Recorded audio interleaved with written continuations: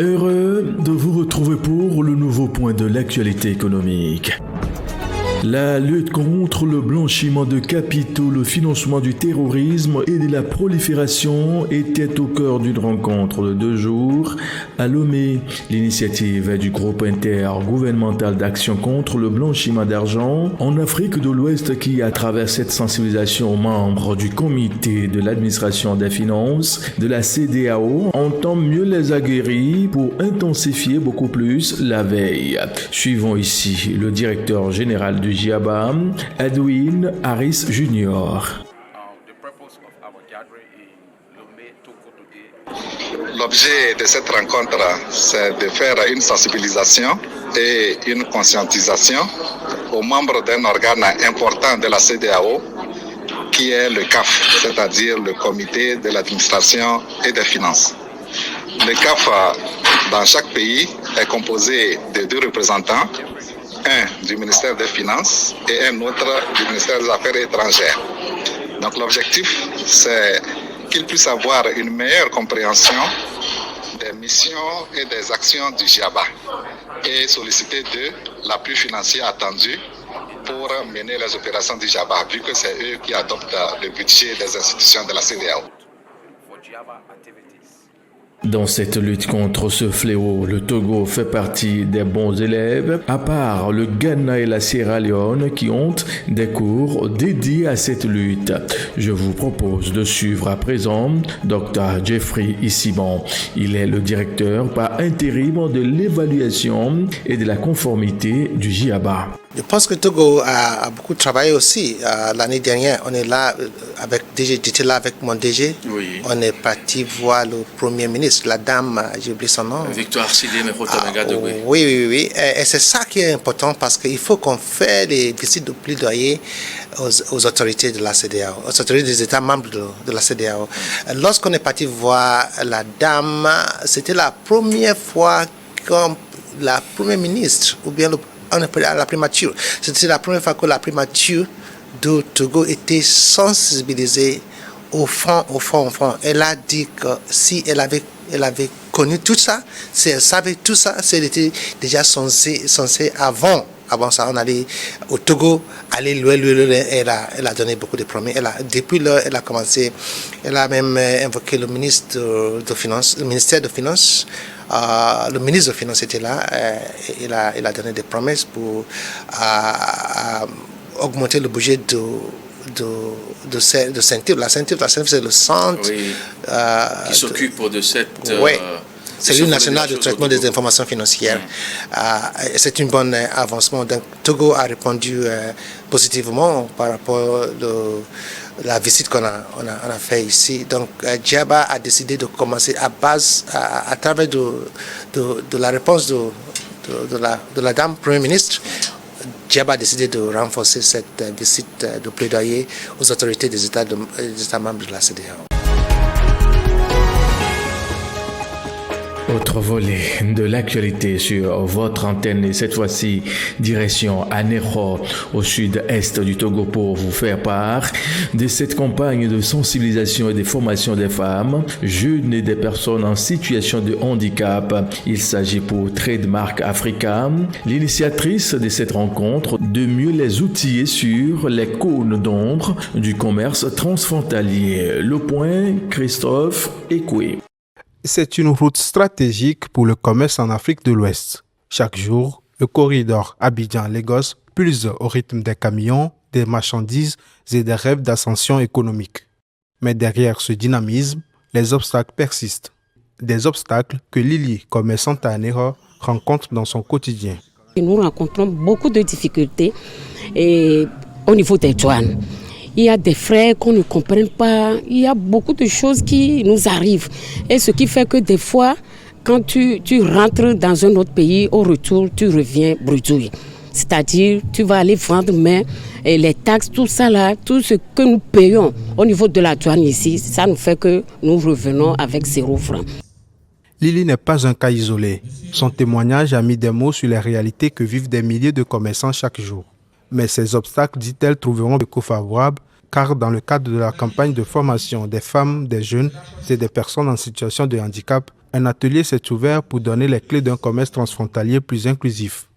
Ce projet vise à permettre aux femmes et aux jeunes et aux personnes en situation de handicap de participer pleinement au commerce et de bénéficier des fruits du commerce. Il faut sensibiliser les femmes sur les procédures pour pouvoir traverser les frontières, notamment les procédures douanières et les procédures de migration. Également, il faut former les femmes là sur comment avoir un meilleur accès au crédit, parce que pour mener à bien les activités économiques, il faut l'aspect organisationnel, mais également tout ce qui concerne le financement de leurs activités. Pour Trademaker Africa, l'un des partenaires de l'événement, il ne s'agit pas seulement de commerce, mais de permettre à chaque acteur, sans distinction, de participer pleinement à l'économie régionale à travers plusieurs initiatives. Nous avons cette forte croyance que le commerce doit être inclusif. Et qui parle d'inclusivité parle de toucher les parties vulnérables de la population, c'est-à-dire les femmes, les personnes vivant avec handicap et aussi les jeunes.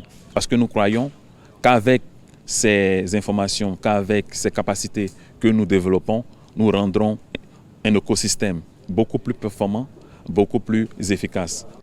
Cet atelier à Anéro, la ville tricentenaire, n'est qu'une étape d'une campagne plus large sur le corridor Abidjan-Lagos. Une campagne qui veut transformer les obstacles en passerelles et tracer la route vers un commerce transfrontalier plus fluide, plus juste et surtout plus inclusif. Lomé accueille la deuxième session de l'Académie francophone de l'OCDE contre les mauvaises pratiques fiscales. Cette rencontre entend mieux former les participants pour l'exercice de leur métier. Précision dans ce reportage avec Agbemeyon Dagbovi. Un tour de visite dans les locaux de l'Institut de formation fiscale et douanière de l'Office togolais des recettes. Un institut qui accueille désormais la deuxième session de l'Académie francophone de l'OCDE sur la délinquance fiscale.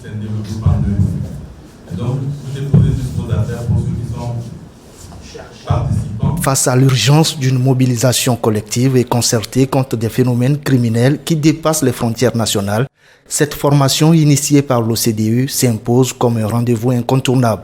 Objectif, comprendre les enjeux, partager les innovations et renforcer les stratégies de lutte contre la délinquance fiscale. En nous unissant, en formant des femmes et des hommes compétents, intègres et déterminés, nous affirmons que les forces de la légalité et de la transparence prévaudront sur celles du crime et de l'opacité. Véritable carrefour de savoir en matière de lutte contre le blanchiment de capitaux, ce programme en présentiel à Lomé offre aux participants les outils nécessaires pour mener des enquêtes efficaces. Il vise à renforcer les capacités des administrations, harmoniser les pratiques et intensifier la coopération régionale et internationale. L'OCDE a débuté l'Académie internationale en 2013 spécifiquement pour lutter contre la délinquance fiscale et financière incluant le blanchiment d'argent. L'Académie française nous donne l'opportunité de faire ceci avec les pays francophones. Elle s'adresse généralement à tous les agents, tous les acteurs qui interviennent dans le domaine des finances publiques. Les agents donc des administrations financières, des régies financières, donc qui interviennent d'une certaine manière dans la lutte contre la délinquance fiscale et la délinquance financière. Cette année, nous avons reçu des pays de l'Amérique latine et donc Cette initiative s'inscrit dans la continuité des engagements pris par le Togo dans la lutte contre la criminalité financière. Elle participe à la construction d'une image forte et crédible du pays en matière de transparence fiscale. L'Académie francophone contribue à consolider les fondements de la transparence, de l'intégrité et de la stabilité économique. Un outil stratégique pour nos administrations, un rendez-vous du savoir et de la recherche ici à Lomé.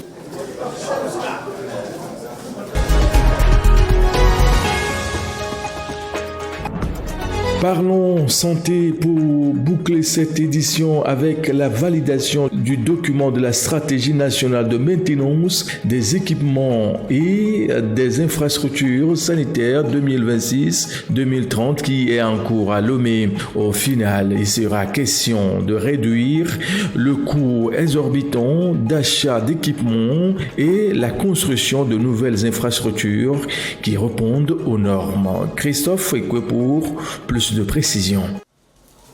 Au Togo, l'avenir du système de la santé se dessine aussi autour d'un document stratégique. Pendant 3 jours, experts nationaux, techniciens et partenaires se réunissent pour valider la stratégie nationale de maintenance des équipements et infrastructures sanitaires 2026-2030. Objectif affiché, réduire le coût élevé des achats d'équipements et de construction de nouvelles infrastructures en misant sur la durabilité et la bonne gestion de l'existant. C'est un document qui décline les orientations et la référence nationale en matière des équipements, de la maintenance des équipements et des infrastructures sanitaires. C'est en quelque sorte une feuille de route pour le secteur de la maintenance. Et tout ceci, pour y arriver, il faudrait des actions concrètes, notamment la gestion et l'organisation des actions de la maintenance au niveau des structures sanitaires, quel que soit le niveau de la pyramide sanitaire. Cet atelier, appuyé par la coopération allemande à travers la GIZ, marque une étape décisive.